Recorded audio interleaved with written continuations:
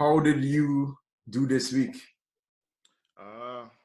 Got a little lucky. I had 65 points. It wasn't Whoa. great, but it wasn't bad either. Wow. Had a lot of fortune. I had Sterling as my captain. Mm-hmm. As we all know, Pep just tossed us up. It was bad. Pep just threw us a curveball. So no Sterling. We had no Cancelo, no John Stones. It was tough.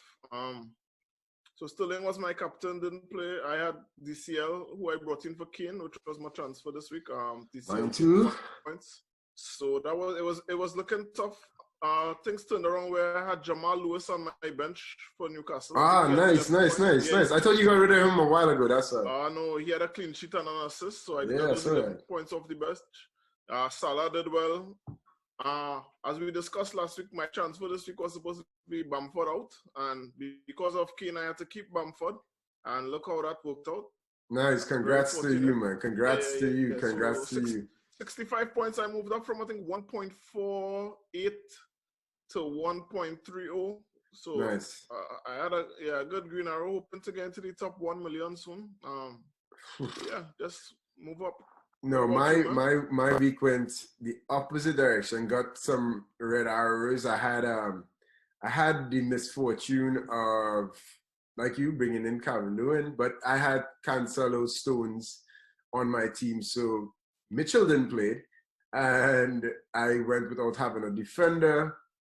And my top scorer is actually Harvey Barnes and Madison, who've been saving me for these past 2 game weeks. Yeah. But I had Bamford on my bench, which really sucks. So I'm actually looking to bring it, like just get that right captaincy this week.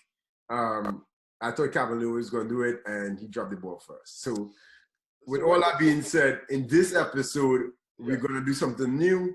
We're going to call it buy, hold, or sell a player. We're adding that one in. And before we do that, we give Kyle Cambridge a shout out. Yeah, shout out to Kyle Cambridge. He had 92 points. 92 points. He was also fortunate in that he captained Sterling. And fortunately for him, unlike me, he had Salah as the vice captain. So that turned into 30 points, even though Sterling didn't play for him. So shout out to Kyle. Big Stick Gully FC. Kyle. I mean, what for you though, looking back at the week before we look ahead, what was the biggest result for you this week, or the biggest takeaway? Seeing that Everton team, I was very iffy, because you remember I said, like, if Alan is not in that team, I think Alan, to me, was the best player that was the engine. So I just was fooled by it, and just also taking away that Man City curveball, knowing now that, Pep could do that, it then makes you think twice about having 3 City assets on your team, or even having a strong bench, because I know some people have some players they don't care to play. But for me, in a tight game week like this, I didn't have a defender on there, and I could have upgraded something. I went just Stones and Cancelo, even though they made up points for me. In a week like this, not having Pep do that is crazy. So, those were my biggest takeaways. What you found in this game week? Couple of big things. Number one, I was very nervous about not owning Son. So I was actually happy to see Spurs lose that game 1-0 to Brighton. I was like, I didn't even watch the game. I didn't watch the game. I sat and watched the games. Brighton played. I honestly didn't watch that game. I didn't want to witness Son hurting me. So I didn't watch that game. Another big one was the United Arsenal 0-0. It wasn't really a 0-0 game. United definitely should have put away some chances. That sounds like a United man, because I saw Arsenal. Lacazette could have put away a chance. Yeah, Lacazette had one of the posts of a free kick. Another big one, I had Pereira in my picks. He had a goal and assist. That was it. Let's give out the picks. Even Kivo come out with Mitrovic out of nowhere, and Mitrovic gets only points scoreboard. And I watched Mitrovic start. I want to know if Kivo have any insight into what's going on in the workings over at Fulham. But shout out to Kivo. Yeah, if you have any news, what's coming up in the next Fulham news, just tune us, let us know. I have one other takeaway, but I'll leave that for the next segment. All right. Related to the next segment. So well, let's jump into the new segment that we have: the buy, which players to buy, which players to hold, and which players to sell. So I'll start off with the buying. Off of form, I just think at 6.6, Callum Wilson is one of my players to buy. And also, I know a lot of people sold this player because he was out of form, but Mo Salah looks hot, and that first touch is back in play. Who are your two players you think that you could buy right now? First, I want to just a quick comment. Salah was on the chopping block for a lot of people recently. I think the only thing that saved them from being released by people would be the injuries, as we said, to KDB and now to Kane, Vardy. So people who were looking to move out Salah would have to make a move elsewhere. So I would say a week or two ago, Salah might have been a hold, but now he's a buy. Yeah, he's a buy again. For me, I would give you my two buys. The first one would be Mikel Antonio. Mm-hmm. Where some have some good fixtures coming up. He's 6.5. So they have Fulham and Sheffield, two of the next three. The only difficult game would be Villa away. Right. And my second buy, which is kind of a cop-out because it's really, I have a bunch of like 3 or 4 players as one buy, would be anyone in the Aston Villa attack. So that's Watkins, Grealish, Barkley, Traore. Anyone of I like that Traore fella, boy. I like that Traore fella. Villa, anyone, just get a Villa attacker in your team. So it could be striker, midfield. Get somebody from Villa in your team, and Mikel Antonio. All right, yeah. And then players to hold, as in you're getting frustrated with this man, but for this upcoming game week, we think that you should hold. For me, I like Bruno's chances this week simply because yes, they're putting in the returns as an expensive player. But watching the Southampton game, and I could see the big effect not having Kyle Walker-Peters is having on that Southampton team, because he brings in that element of attack on that side. He cuts in, he puts the defense on their back foot a lot of times. And then seeing Theo Walcott out, they have a lot of injuries. Ward-Prowse playing right back. Like, they're not the same team that was pushing the offensive power. So I think Bruno could get something in there. And my second player to hold right now is Raheem Sterling, playing Burnley. He got full rest, didn't play, disappointed a lot of people. But the last time he got that rest before was actually against Burnley. When he came back out against Fulham, he had 13 points, goal, assist, clean sheet, and I think he got some bonus. So Sterling might be a guy to hold, in your team for the next team. I don't see him being rested twice. So that's my two players. We didn't match these up before. Bruno is also a hold for me. That's right, yeah. Bruno, I think he's not having the influence on games as he had previously. Mm-hmm. Things not working out for him, but you would expect a down spell at some point. But I think after United's last 2 poor results, they lost to Sheffield and now they draw with Arsenal. All their teams usually bounce back, so I would expect something from Bruno. I'm not going to captain him this game week. I don't think I'll be willing to give him the armband, but I'll definitely say he's a hold. And my second hold this week will be Son. He's not someone that's in my team. I know a lot of Son owners would have hoped for returns this game week.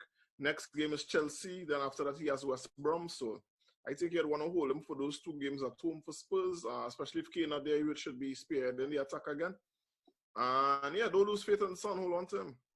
Yeah, I feel, I have him on my team, and I'm just like, should I hold, should I sell? So I might keep the faith, thinking about that West Brom game coming up. But players to sell, first player to sell on my list, because watching my team, is Son, because I watching his price, and I'm thinking to myself, you're watching players like Madison and Barnes putting in numbers, and in the past 7 games, he gave me 2 goals and 1 assist. Is that player you want to move into to go to a Chelsea game? So, I might contradict you on this one. We'll see who is right, who is wrong in the end of the game week. But I feel like Son is a player that you could maybe switch out and bring in a little more budget player. I would hold for the West Brom game. That's right. I don't And Danny Ings, is a player I think I don't like how Southampton are looking right now. They're going down, and just like I said, the injuries are kind of just like wrapping them up, similar to Everton with their strikers. Those kind of teams, they need a full force in order to work. And Danny Ings is just the Southampton team not looking that sharp. So Son and Ings are two players I think you could sell moving into this game week. All right, I have two as well, and one of them was just brought in by me this past game because Dominic Calvert-Lewin. And yeah, I don't know if it's just frustration, man, but yeah, I was not inspired by what I saw against a really poor Newcastle team. I didn't really see much chances, and I'm already ready to get them out of my team. This upcoming game week, it's not something we discuss about our plans for this game week yet, but I don't think I'm going to make any transfers unless Bamford is injured. I think Bamford is like highlighted right now. Yeah, so unless they said I had like trouble with knock so far, but so unless Bamford is injured, I don't think I'm going to make any transfers because the following game week I'll be able to have 2 free, so I can make 2 or even make 3, minus 4 with 3 and really rearrange my team. And I'd want to bring in Son for that week against West Brom as well. So my plan right now is not to make any transfers this week, but I do intend to get Calvert-Lewin out sooner rather than later. This week he's away to Leeds and he should have some chances there. But yeah, the plan is to get Calvert-Lewin out soon. And my second one would be a big surprise. We were thrown another curveball by Thomas Tuchel today where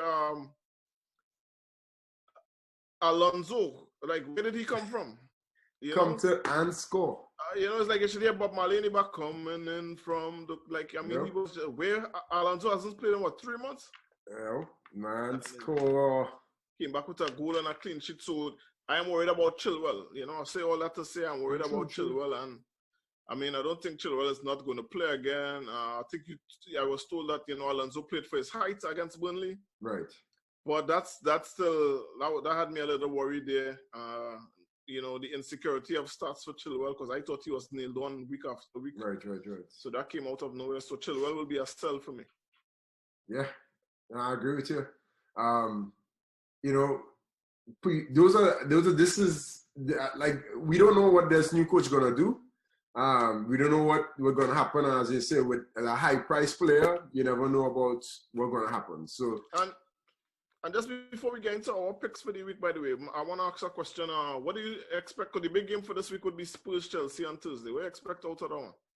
Yeah, I think it could be a low-scoring game. I think that looks like a low-scoring game. And, we have to see what, new coach is going to bring. Normally, as they say, the coach is trying to focus on defense, who's keeping clean sheets. So I'm not really excited to see what Spurs are going to do. I don't have any players in that game. I was just wondering what you. Yeah, I look at it as a low scoring game. I try to stay away from that game, unless it's like a defender I have. So that's like the most interesting game of this week. But yeah, continue. Go ahead. Yeah. And just going to some picks that we think you should have, play some players or who should be the hot players. Who you think is a good defender to have for this game week? First one I would go in with, he's rested. I would believe Guardiola would play him would be Cancelo. Right. He's been looking real fun. He doesn't even look like a defender. He's up in the midfield a lot. Right. Pep plays some weird systems, so he's creating chances. He gets chances of his own. If he's in your team, feel safe playing him. If you don't have him, feel safe buying him because he should be in there from the start this week. Right. City, they at Burnley should be a win. Burnley have given some good results against Chelsea and the like, but yeah, Cancelo. All right, nice. And just moving it along fast, I feel like if you have, let's say, an extra 2 point something in the bank, and you have a 5 midfield in your team or 5 something, and you could bring him in, I think bringing Trent Alexander is a good pick. He's getting into the attack again, and even if they didn't get a clean sheet, he looks like he's getting the assist and the goal threat. So that's a player I think you should have in your team going into Brighton. And in midfield, Ari, who's a player in midfield you should have? So it was a toss-up for me. In my own team, who should I captain this week between Salah and Sterling? I think I might lean to giving Salah the armband, so I'm going to use Salah as the midfield pick. Not just because he's in my team, but I do think he could explode again this week. Although he already gave us 2 goals, right. I think there could be more to come from Salah. He could go on a run. He's that type of player. I'm thinking about giving Sterling the armband, but I just believe I might go with Salah, and I think he could give another 15-point performance easily. I would just toss right back up Sterling for you. So Sterling is a player you must have in your team. I'll put up top forward. Bamford again? No, Callum Wilson. Callum Wilson. Staying hot. Yeah. Callum Wilson, they have a good fixture. You never know what to expect from Newcastle. You never know what to expect with our Newcastle team. One week they could look horrible, another week, they can impress you. Don't know what, but ride him while he's hot. And he could do well. Yeah, no, for sure. And even like going off of, the players that stay in hot, I feel like I'm watching this one might be a little bit out of the way, but I like Lacazette and the chances that he's been getting. And I feel like if you have him in your team, it could be worth a look, a shot. I know Wolves are decent defensively, but I think Arsenal, they're starting to get chances and starting to create more. So I think Lacazette is a good. Is Saka going to play in this game? I don't know yet. I'll wait before the deadline to see if Saka is going to play. I feel a lot more confident knowing Saka would be in there. Yeah, they created a lot of chances with all those guys, but under the radar, we have first. Under the radar pick this week, owned by 5% or less, is Riyad Mahrez against Burnley. So 0 minutes the last game, and he looks hopefully to get in there. I don't think he's going to get back-to-back 0 games. He was in form, and you could see him, attacking Burnley. Who do you have as your under the radar same team? I'll go with Gabriel Jesus, under 5% as well, and he did it in the last game, and I hope Pep gives him a run of games to get his confidence back. I saw that City have never lost a game in which he scored. So that's a good omen. And I think City would want to stretch the lead now at the top of the table while everyone is faltering behind them. Right. So Jesus. Last week you let me down, but the last 2 weeks it was four goals in my pick last week. You are the king of making a bold prediction, and you've gone soft lately. 2 goals short, and you know what? It had real chances. Like Leicester had chances to score, boy. Leicester had chances to score. Leicester had chances to score. I only the rest of weeks 1 and weeks 2 and weeks 3 and all right. 4. The rest of early in the season making some really bold predictions. Go ahead. Really bold predictions. Yeah, Leicester had the chances to make that a 6-goal or a 3-3 game, but they didn't. But going back into man, all right. I think I'm going with the Manchester Southampton game. I think Bruno is going to come back into it. I think Manchester wins by 3 goals or more, and for bonus, Bruno gets a double-digit haul. Wow. Right? The out of form Bruno is going to get a double-digit haul. That's a bold pick. I'm not going to deny that. I'm juggling between 2 games here, and I will let you choose which game I make up. Give me the games. I'm giving you 2 games here, and you tell me which one you want the bold prediction on.